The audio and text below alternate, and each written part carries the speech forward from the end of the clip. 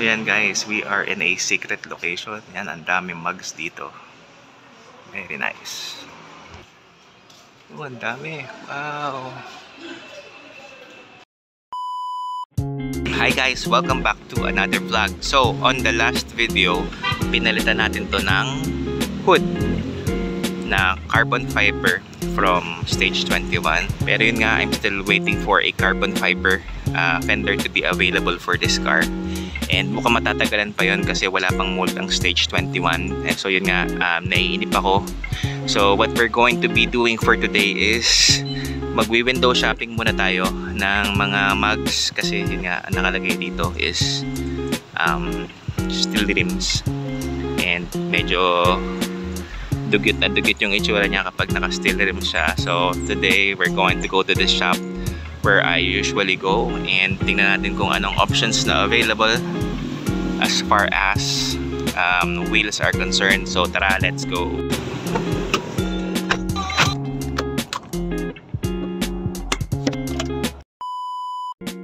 So yan guys, we are in a secret location. Yan, ang daming mugs dito.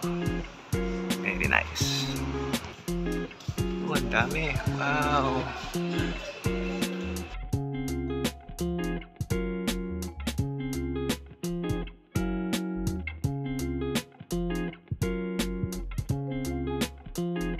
Three days later. It's been a couple of days since nag-window shopping tayo for wheels, and ang nangyari is instead na window shopping lang, napadiretso tayo sa pagbili. So yun, in a couple of moments, ipapakita ko sa inyo kung ano yung itsura. So tara, tingnan natin kung bagay. Let's go!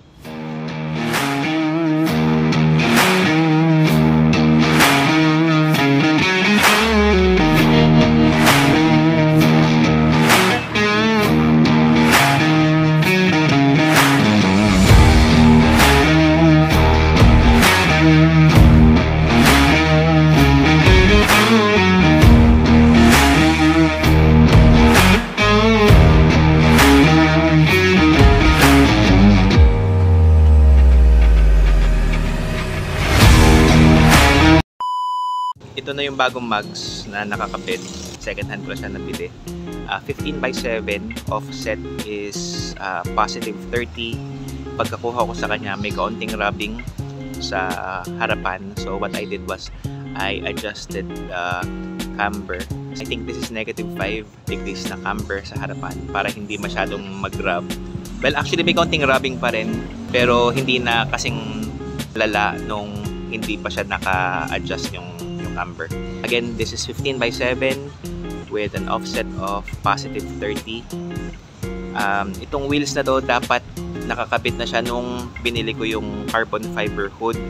Kaya lang nahuli ko siyang bilhin. To be honest, I don't think na I'll be using itong mugs na to for a long time kasi nga may kaunti pa ring rubbing.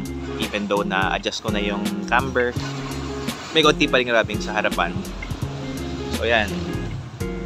Pero it really looks nice sa kotse, bagay. In my opinion, of course. Pero you guys tell me what you think. Sa likod naman, ganyan siya. Nakalabas siya ng bahagya. Sa harapan. So yun. That right there is how it looks. Okay, so these are lug nuts. Yan, wow. There you go. Ang sukat nga pala ng lug nuts natin is 1.5. Yan. For those people who are going to ask. Ang alam ko yung 1.25 is for Nissan, Ford. Pero sa atin, 1.5 ang sukat yan. Tignan nyo naman kasi guys yung nakalagay sa kotse ngayon, no? Ang pangit ng itsura kasi. These are very, very old. Yan, I've had them for years. And yun. So yun, ang pangit ng itsura. So papalitan natin with this right here. So tara, kapit na natin. I-unbox muna natin to. This right here. Okay, so ito yung adapter niya, pangkalas.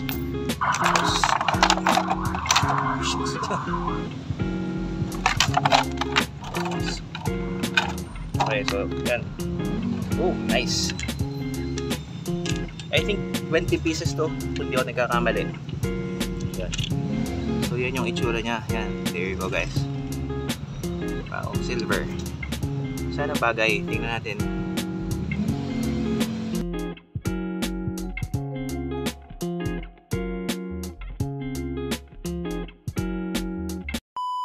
Okay guys, so yan, nakakabit na yung bagong lug nuts and I would say na noticeable din naman yung difference. In fact, minsan yung mga maliliit na difference yun yung mga napapansin. Kasi tingnan nyo, versus dito sa luma na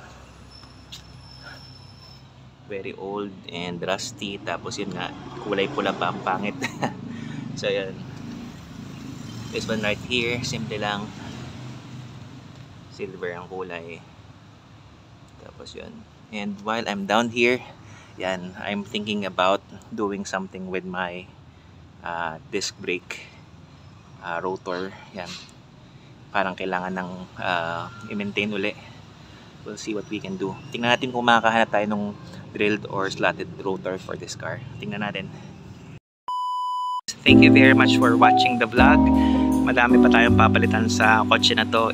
Bala ko tanggalin yung tint na kaya-install ko lang a couple of months ago. Papalitan ko siya ng secret muna yung papalitan na tint. Pero yun, that's going to be probably on the next vlog. So yun, again, thank you very much for watching. I will see you on the next vlog. Peace.